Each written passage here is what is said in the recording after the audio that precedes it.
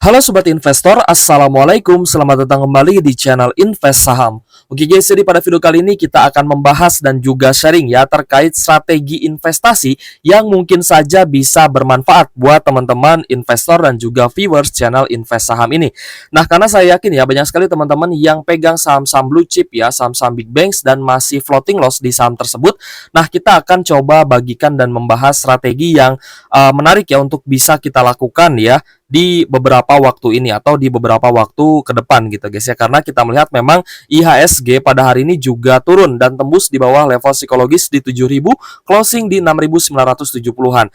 Jadi kita expect guys ya bahwa IHSG ini kemungkinan bisa lanjut turun lagi karena memang di beberapa minggu sebelumnya gitu ya, di akhir April itu sempat tertahan di area psikologisnya di 7.000. Tapi melihat penurunan IHSG di minggu ini ya guys, ini adalah time frame weekly. Nah, kita coba mengantisipasi ya dan juga mengatur strategi lah untuk agar supaya ya modal yang kita keluarkan untuk averaging down itu tidak sia-sia gitu guys ya.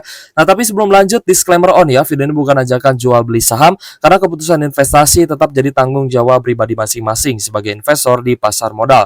Lalu terkait ya, ada beberapa pemberitaan yang cukup penting ya guys ya, baik itu berita dari dalam negeri ataupun dari luar negeri, memang semuanya menjurus terhadap pelemahan ekonomi. Jadi lebih baik teman-teman ya silahkan disimak dulu video ini sampai akhir agar teman-teman mendapatkan poinnya.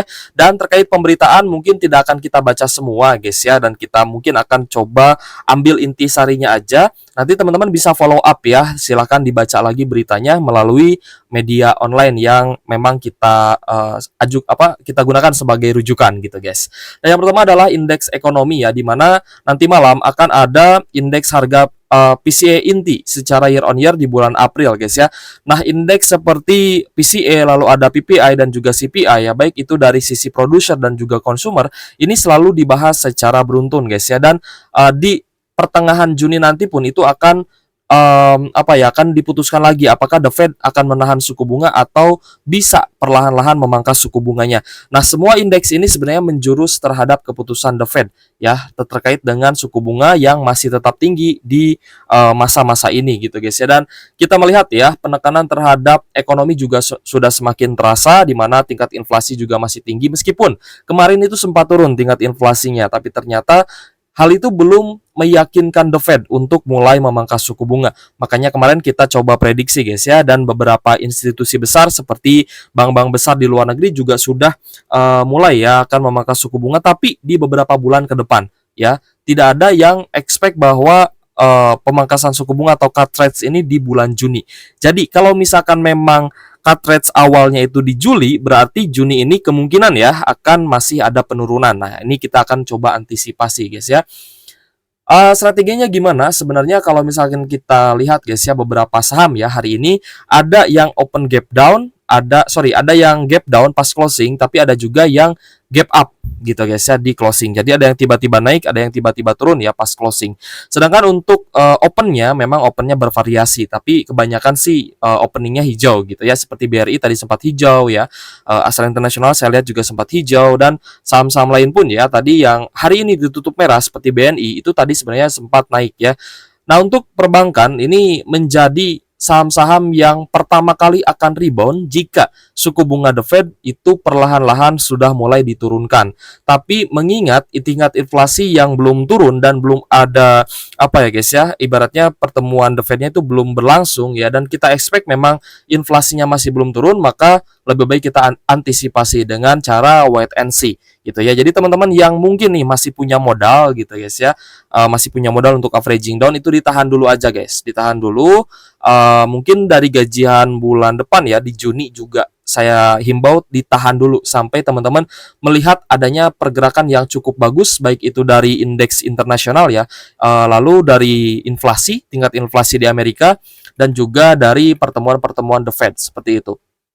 Nah, lalu indeks lainnya adalah dari akumulasi dan juga distribusi asing. Kalau misalkan akumulasi asingnya sudah mulai terlihat, maka teman-teman sudah mulai bisa cicil beli gitu ya, meskipun pastinya akan ada reversal sedikit, tapi ya telat satu hari nggak masalah gitu guys. Setelah satu hari nggak masalah. Yang penting teman-teman sudah bisa memastikan bahwa di masa itu atau di minggu itu sudah mulai akan rebound gitu ya dari pelemahan ekonomi, baik itu yang tercermin di bursa saham gitu guys ya, ataupun di sahamnya itu sendiri.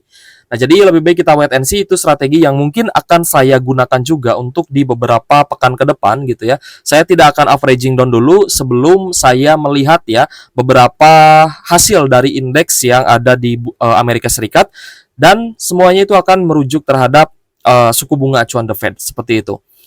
Oke guys, jadi ya hari ini IHSG turun itu dikarenakan rupiah yang terus melemah guys ya. Tadi sempat melemah 1,6% dan menjadi yang terburuk di Asia. Teman-teman bisa baca beritanya lebih lanjut lagi ya, bisa di follow up lagi, baca beritanya di bloombergtechnos.com. Nah, untuk nilai tukar rupiah ini terjadi lagi depresiasi seperti yang kemarin sudah kita bahas guys ya, di mana hari ini di 16.259 rupiah per 1 USD-nya. Lalu dari The Fed ya guys ya, suku bunga yang tinggi ini mungkin tidak bisa menahan pelemahan ekonomi. Ini maksudnya pelemahan ekonomi. Jadi suku bunga yang tinggi itu pastinya akan bisa menyebabkan pelemahan ekonomi, sehingga ya guys ya, ini sebenarnya upaya The Fed menaikkan suku bunga itu upaya yang dilakukan agar bisa menekan inflasi. Jadi target The Fed itu kan terkait inflasi, dia pengennya turun ke 2%, tapi ya masih belum turun juga ya. Kemarin sempat turun tapi ya masih jauh di atas targetnya The Fed. Maka dari itu The Fed masih menahan tingkat suku bunganya di angka 5,25%-an. Seperti itu guys ya. Dan ini sebenarnya menjadi hambatan ya untuk saham-saham big banks bisa naik lagi. Maka dari itu lebih baik ya, seperti yang tadi saya katakan di awal, yang mungkin strategi ini juga akan saya gunakan di beberapa pekan ke depan. Saya lebih baik wait and see. Dana yang saya punya lebih baik endapkan dulu ya, disiapkan dulu aja gitu ya cashnya untuk nanti ya, mungkin ketika dia turun ya, big banks-nya turun, mungkin nanti kita bisa beli di harga yang lebih murah seperti itu. Nah, lalu ada berita yang cukup mengejutkan di mana Donald Trump ternyata diputus bersalah kasus pemalsuan dan dipenjara 4 tahun ya guys ya. Nah, tapi kenapa kok baru diungkit sekarang gitu ya? Kenapa tidak dari dulu gitu ya? Dan teman-teman juga bisa baca beritanya ya, dan kita melihat memang apakah ini karena memang Donald Trump itu dia akan mencalonkan lagi dan akan ikut pemilu lagi melawan Biden dan mendapat dukungan besar ya, terutama dari orang-orang yang ibaratnya dia mendukung kripto dan juga mencekal gitu guys ya, mencekal serangan Biden di Palestina sana gitu ya, karena teman-teman tahu sendiri lah ya bagaimana kebijakan-kebijakan Presiden Amerika Serikat ya, baik itu Joe Biden yang lebih prefer terhadap perang militer ya, sedangkan Donald Trump ini lebih fokus terhadap perang dagang. Jadi musuhnya Donald Trump ini lebih ke Cina sebenarnya. Dia perang dagang, perang inovasi gitu guys ya. Bagaimana caranya meningkatkan penjualan dan menjadi Amerika yang lebih besar lagi ya dari sisi produknya atau perang dagangnya seperti itu. Makanya slogan Donald Trump itu kan makes America great again gitu ya. Nah, jadi Biden ya, selama dia masih menjabat, memang ini kerusuhan atau kondisi geopolitik global pastinya akan terus memanas gitu ya. Peperangan akan terus berkobar ya, di mana Biden juga sudah mengizinkan Ukraina serang target Rusia menggunakan senjata Amerika Serikat. Jadi Amerika Serikat ini memang sudah terang-terangan mendukung Ukraina untuk berperang melawan Rusia, dan Biden juga sudah terang-terangan mendukung Israel ya guys ya, dan juga melindungi Benjamin Netanyahu ya sebagai petinggi Israel yang akan ditangkap kemarin ya, tapi itu masih dilindungi ternyata oleh Presiden Amerika itu Joe Biden. Seperti itu guys. Lalu ketegangan di di Cina ya dengan Taiwan juga meningkat ya, sehingga Cina ini menghentikan keringanan untuk tarif di Taiwan ya. Kemarin sih sempat ada ya sedikit kedekatan gitu ya, tapi ternyata renggang lagi ya, dan kemungkinan ini akibat Taiwan yang lebih memihak ke Amerika gitu ya, yang lebih dekat ke Amerika, makanya di sini Cinanya meradang gitu guys. Nah, ini juga sebenarnya kondisi geopolitik yang menyebabkan ya tingkat inflasi ini terus mengalami kenaikan seperti itu. Nah, yang terakhir ya, kita akan bahas juga terkait Israel ya, di mana Israel ini kan didukung penuh oleh Amerika Serikat untuk berperang gitu guys ya melawan Palestina. Bukan berperang melawan Palestina, lebih tepatnya adalah mungkin genocide ya atau genosida seperti itu. Nah, jadi Israel ini melanjutkan operasi terakhirnya di Rafah gitu guys ya. Makanya mata dunia ini semuanya tertuju kepada Rafah ya, all eyes in Rafah gitu ya. Dan kita pun sebenarnya mengecam ya gitu ya, Israel ini terus-terusan menghantam masyarakat sipil di Palestina. Aljazair ajukan draft DKPBB desak Israel stop serang Rafah. Nah, dari Dewan PBB juga kemarin ya sempat banyak sekali usulan dari berbagai negara ya, dari ratusan negara yang mendukung Palestina itu masuk menjadi anggota PBB. Kenapa belum menjadi anggota PBB ya? Banyak sekali yang menjegal sebenarnya gitu guys. Dan hal ini yang menghambat ya perdamaian di Palestina sana, sehingga Israel dengan leluasa masih menyerang Palestina. Dan di camp terakhirnya di Rafah, teman-teman bayangkan gitu ya, masyarakat sipil yang terjebak di camp gitu ya, di tenda-tenda itu masih diserang, masih dibombardir oleh Israel. Nah, tentunya ini kita akan kecam lah ya, dan tindakan seperti ini tindakan yang tidak dibenarkan, baik itu secara hukum agama ataupun hukum internasional dan kemanusiaan. Seperti itu guys ya. Nah, jadi strateginya sudah kita bahas tadi ya, dan beberapa indikator penting lainnya juga ini akan terus kita pantau dan nanti akan kita update terus ke teman-teman. Kira-kira kapan nih waktunya kita masuk ya, dan juga melakukan averaging down. Nah, untuk saham-saham yang hari ini paling banyak dijual oleh investor asing adalah BBRI, TOWR, Telkom, Goto, SMG, Rastra International, AMRT, dan juga BBNI guys ya. Ini rata-rata merah, meskipun hari ini Telkom terpantau ada kenaikan 3%-an, tapi tetap asingnya masih net sell.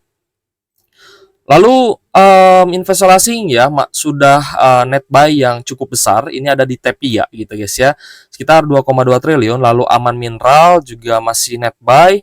Nah, yang cukup mengejutkan di sini adalah BBCA dan juga BMRI juga masih net buy ya pada hari ini. Berbalik guys ya, berbalik net buy ya untuk BBCA.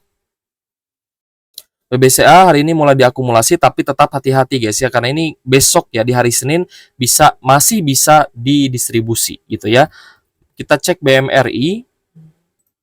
BMRI juga sudah mulai net buy sebenarnya, tapi ya tetap hati-hati guys ya, karena kita melihat indeks internasional juga atau indeks di Amerika Serikat belum membaik. Kita cek BBRI ya, yang tadi memang masih net sell, BBRI masih net sell asing, begitupun juga dengan BBNI juga ya masih net sell asing. Oke guys, jadi ya mungkin strateginya kalau misal bermanfaat ya, maksudnya semoga bermanfaat buat teman-teman ya, strategi yang tadi kita sudah jabarkan. Kalau misalkan masih ada cash ya disimpan dulu aja atau di hold gitu ya, selama asingnya masih jualan, selama indeks Amerika Serikat juga masih menjurus terhadap penahanan suku bunga gitu ya, suku bunganya ditahan dan belum ada tanda-tanda untuk pemangkasan suku bunga. Kalau misal sudah ada tanda-tanda pemangkasan suku bunga, akan saya update ke teman-teman. Oke guys, thank you for watching, see you on the next video. Wassalamualaikum warahmatullahi wabarakatuh.